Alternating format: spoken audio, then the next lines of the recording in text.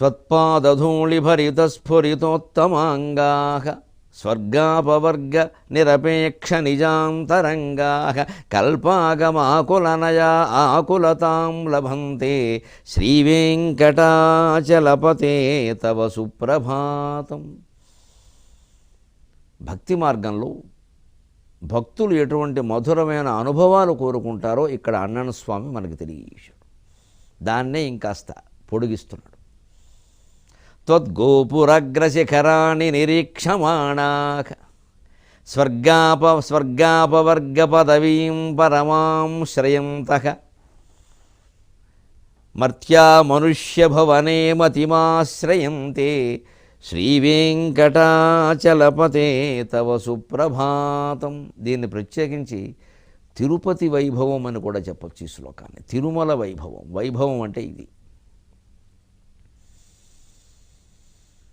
ఆ దేవాలయ మహిమ, ఆ వైభవం, ఆ సువర్ణ కాంతులు, ఆ దేదీప్యమానమైన తేజస్సు ఎలా ఉంటుంది అంటే స్వర్గాన్ని మించిపోయి ఉంటుంది, వైకుంఠాన్ని మించిపోయి ఉంటుంది. అందుకని కలియుగ వైకుంఠం అంటారు, భూలోక వైకుంఠం అంటారు. కొన్ని శివక్షేత్రాలని భూకైలాసం అనడం, కొన్ని విష్ణుక్షేత్రాలని భూలోక వైకుంఠం అనడంలో ఉద్దేశం ఇది. ఎందుకంటే అక్కడ భక్తులు ఆ దేవాలయాల్లో రకరకాల షోడశోపచార పూజా విధానాల ప్రకారం అర్చనలు చేసేవారు, అందులో పాల్గొనేవారు. ఏమనుకుంటారు అంటే ఇంతకంటే స్వర్గం ఏమిటి అక్కడ పొందేది, వైకుంఠం మాత్రం ఏమిటి, ఇక్కడ ఏదో మనం దగ్గరగా చూసే అవకాశం ఉంది, వైకుంఠంలో మనం చూడనిస్తారా? కొన్ని కోట్ల మంది ఉంటారు. అసలు ఆ తేజస్సుకు మనం తట్టుకోగలమా? ఏమో ఎందుకు వచ్చింది, మనం చూడని దానికి, మనం తెలియని దానికి ఎందుకు వచ్చినవి మాటలన్నీ. ఎదురుగా ఉన్నారు కదా స్వామి, ఆ స్వామిని సేవించుకుంటే సరిపోలేదా అని ఆశిస్తారండి. దీన్నే మధుర భక్తి అంట. భౌతిక అనుబంధాన్ని విడిచిపెట్టలేకపోవడమే మధుర భక్తి. దాన్ని విడిచిపెట్టగలగడమే జ్ఞానం. ఆ విడిచిపెట్టడమే వైరాగ్యం. విడిచిపెట్టగలగడం వేరు, విడిచిపెట్టడం వేరు. గలిగినా కూడా పెడతాడని చెప్పడం. వైరాగ్యం అంత గొప్పది, అంత భయంకరమైనది కూడా. ఎందుకంటే భక్తి ఉన్నా, జ్ఞానం ఉన్నా వైరాగ్యం ఉంటుందని చెప్పడం. ఈ జ్ఞాని మళ్ళీ రకరకాల భోగాలు అనుభవించడం కోసం రకరకాల మాటలు మాట్లాడతాడు. ఇక అంతే, అన్నమైతేనేమిరా మరి సున్నమైతేనేమిరా, అందుకే ఈ పాడు పట్టుకు అన్నమే పెడదామురా అంటాడే, సున్నం పెట్టమని అండవు, తినలేడు కాబట్టి. అంత కష్టం వైరాగ్యం అనేది. అంచేత అంతిమమైనటువంటిది వైరాగ్యం. అందుకే భర్తృగారు 300 పద్యాలతో 3 శతకాలు రాసిన, ముందు నీతి శతకం రాసి, తర్వాత యవ్వనంలో అవసరమైనటువంటి శృంగార శతకం రాసి, చివరికి రాశాడు వైరాగ్య శతకం. అక్కడ అన్నీ వదిలేయాలి. అది వంటపడడం చాలా కష్టం. అంచేత భక్తి మార్గాన్ని ఎక్కువ మంది ఆశ్రయిస్తారు. మనస్సుకు అదే బాగుంటుంది కూడా, తప్పులేదు ఆశ్రయించడమే. ఆశ్రయించగా ఈ జన్మకో ఇంకో జన్మకో కలుగుతుంది సాలోక్యం. అది ప్రాథమిక స్థాయి ముక్తి. ఆ లోకంలో ఉండడం, మనం ఏ దైవాన్ని ఏ రూపంలో ఆరాధన చేస్తున్నామో దేవుణ్ణి, దైవం ఎలాగో ఒకడే, ఆయన్ని విష్ణువు అయితే వైకుంఠం, శివుడు అయితే కైలాసం, ఇంకేవో రకరకాలైతే రకరకాల లోకాలు, భూములు, అవస్థలు అన్నీ ఉంటాయి. ఇంకా ఏదైనా సరే అవస్థానికైనా బాధన గోదు, సుఖం కూడా ఒక అవస్థే. జాగ్రత్త అవస్థ, స్వప్నావస్థ, సుషుప్తి అవస్థ అంటారు. అందులో సుఖ దుఃఖాలే ఉన్నాయి, అన్నీ ఉంటాయి. అంటే అవస్థ. వీళ్ళు ఆ సాలోక్యం, ఆ లోకంలో ఉండడం ఉంది, అది సాలోక్య ముక్తి అంటారు. 4 రకాల ముక్తులు. అందులో సాలోక్యం, సామీప్యం, సారూప్యం, సాయుజ్యం. సాలోక్యం అంటే ఆ వైకుంఠం, కైలాసం మొదలైన లోకాల్లో ఉండడం, ఓ చోటు సంపాదించడం. మరి ఇక్కడికంటే పరిస్థితులన్నీ బాగుంటాయి కదా. ఇంకా జ్ఞానం పొందడానికి కాస్త అనుగుణమైన వాతావరణం ఉంటుంది అక్కడ. ఇక్కడ మనకు ఉండే మన టీవీలు, మన వ్యవహారాలు, మన సినిమాలు మనకు అంతో ఇంతో వైరాగ్యకాంక్ష ఉన్నవాడిని కూడా చంపేస్తాయి ఇక్కడ. అందుకని ఈ గోల ఉండదు. ఓ పత్రిక రాని చోట, టీవీ లేని చోట, సెల్ ఫోన్ లేని చోట, ఓ కొండల్లో మనం చిక్కుకుపోయి ఒక్కడమే ఉండవలసి వచ్చింది అనుకోండి.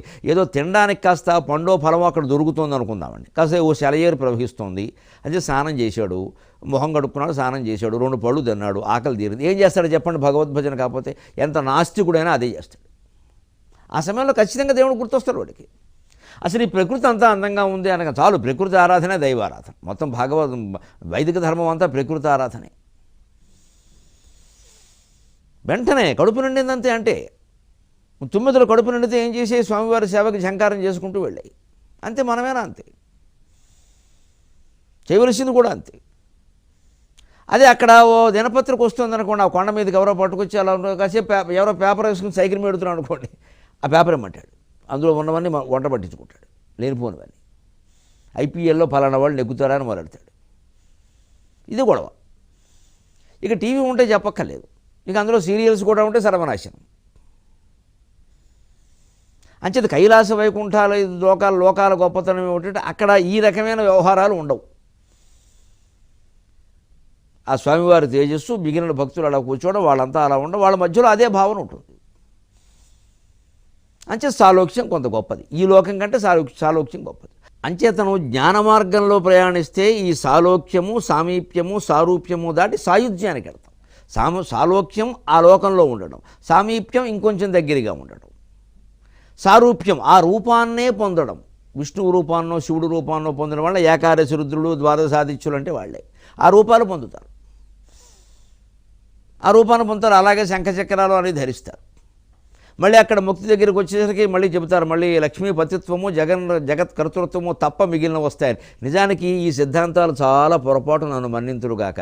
ముక్తి అనే దాంట్లో మళ్ళీ షరతులు ఉన్నాయంటే అది ముక్తే కాదు. జగత్పతిత్వము, లక్ష్మీపతిత్వము, జగత్కర్తృత్వము తప్ప మిగిలినవన్నీ వస్తాయి. ఈ తప్ప తిప్ప ఉందంటే అది ముక్తే కానేది. ఇవన్నీ ఊరికే మనం సరిపెట్టుకుందుకు, వీడు బొత్తిగా విష్ణుమూర్తి అయితే బాగుంది కానీ లక్ష్మీదేవికి భర్త అయిపోతే ఎలాగా అని అనుకుని మన మనస్సు ఒప్పుకోక మనం కనిపెట్టుకుని ప్రచారం చేసుకుంటున్న సిద్ధాంతాలు తప్పితే వీటికి ఏ రకమైన ఆధారాలు లేవు, ఆధారాలకు నిలబడవు, తర్కానికి నిలబడవు. ఇది ముక్తే కాదు. అంచేత సాయుధ్యం ఒక్కటే ముక్తి. పూర్తిగా భగవంతుల్లో లీనమైపోవాలి. లీనమైపోవాలంటే ఈ రూపం ఆ రూపం ఉండకూడదు, అప్పుడే లీనం సాధ్యం. ఏదో ఒక రూపం కలిసిపోకుండా లీనం ఎలా అవుతుందండి? ఉప్పరాయి తీసుకెళ్లి సముద్రంలో వేస్తే నీరు కాబట్టి కలుస్తుంది. అదే ఉప్పరాయిని వెండి గ్లాసులో పెట్టినా ఏం కరగదు, నీరు లేకపోతే కరగదు, అలాగే ఉంటుంది. అంచేత అనంతమైనటువంటి భగవద్ రూపంలో కేవలం విష్ణుమూర్తి రూపమో, రాముడి రూపమో, కృష్ణుడి రూపమో సరిపోతారు. అది అనంతం కాదు. అది 4 చేతులు ఉన్నాయంటే 5వ చేయి లేదనే అర్థం. 3 కళ్ళు ఉన్నాయంటే 2 కళ్ళ కంటే ఎక్కువ, 4 కళ్ళ కంటే తక్కువ అనే అర్థం.